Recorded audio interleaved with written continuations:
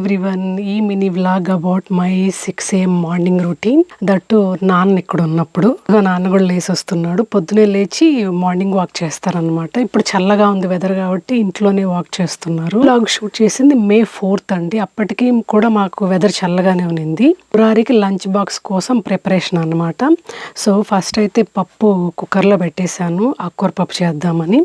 And first మనకు morning coffee పడాలి కదా, వాళ్ళు స్టవ్ మీద పెట్టేసి ఇంకా డికాషన్ వేసాను. నాకు ఫిల్టర్ కాఫీని అలవాటు అండి. మన ఛానల్ ఫాలో అయ్యే వాళ్ళకి తెలిసి ఉంటుంది ఆ విషయం.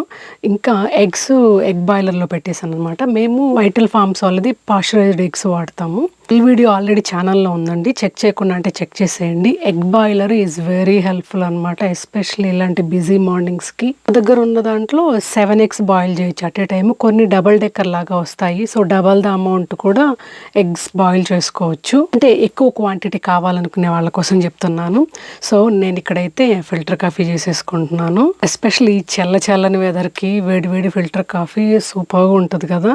సో నాన్న కూడా లేసి వచ్చేసారు కదా. నాన్న ఫస్ట్ లేవగానే వాటర్ తాగుతారు, దాని తర్వాత రాగి జావ తాగుతారు, కాఫీ తాగరు. అందుకే నా ఒక్కదానికే కాఫీ పెట్టుకున్నాను ఇక్కడ. ఇలాగా రాగి జావ ప్రిపరేషన్ మొదలెట్టాను.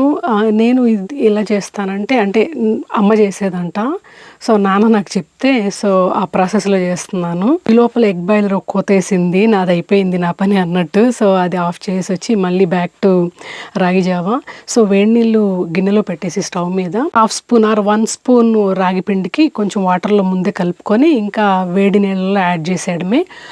ముందే వేడి నీళ్ళల్లో ఇలాగ రాగిపిండి యాడ్ చేస్తే వంటలు కట్టేస్తుందండి. సో ఇక్కడ నేను 6 AM 5 AM మార్నింగ్ క్లబ్ వాళ్ళకి చీర్స్ ఇస్తున్నాను, కాఫీ చీర్స్. ఛానల్ని ఫాలో అయ్యే వాళ్ళకి తెలిసి ఉంటుంది. సో రాగి జావ అయితే ఆల్మోస్ట్ అయిపోయి వచ్చింది, ఇంకా గ్లాస్లోకి ట్రాన్స్ఫర్ చేసుకుంటున్నాను. కొందరు ఏంటంటే సాల్ట్ వేసుకుంటారు, లేకపోతే కొంచెం చల్లబడ్డాక మజ్జిగ కలుపుకుంటారు. డిఫరెంట్ వేరియేషన్స్ ఉంటాయండి. సమ్మర్లో చాలా హెల్దీ కదా. సో నాన్నకైతే ఇచ్చేసాను అనమాట. ఇంకా ఆయన తాగుతూ వాకింగ్ చేస్తారు. తాగిన తర్వాత కూడా సాలిడ్గా ఒక 45 minutes 1 hour వాక్ చేస్తారనమాట ఇంట్లోనే. లంచ్ బాక్స్కి ఆకుకూర పప్పు అన్నాను కదా, ఈసారి పాలకూర కాస్కోలో తీసుకొచ్చాను. పాలకూర చాలా రేర్గా ఉంటున్నామండి మేము.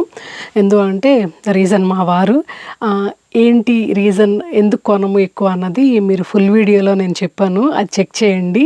ఎందుకంటే ఈ షార్ట్ వీడియోలో టైం సరిపోదు అన్నమాట ఎక్స్ప్లెయిన్ చేసినా కూడా. సో పాలకూర పప్పు అయిపోయింది. బాయిల్డ్ ఎగ్ని ఫ్రై చేస్తాను మళ్ళీ ఆనియన్తో, ఎందుకంటే మురారికి నచ్చదు అనమాట టేస్ట్ ఫ్లేవరు బాయిల్డ్ ఎగ్ది.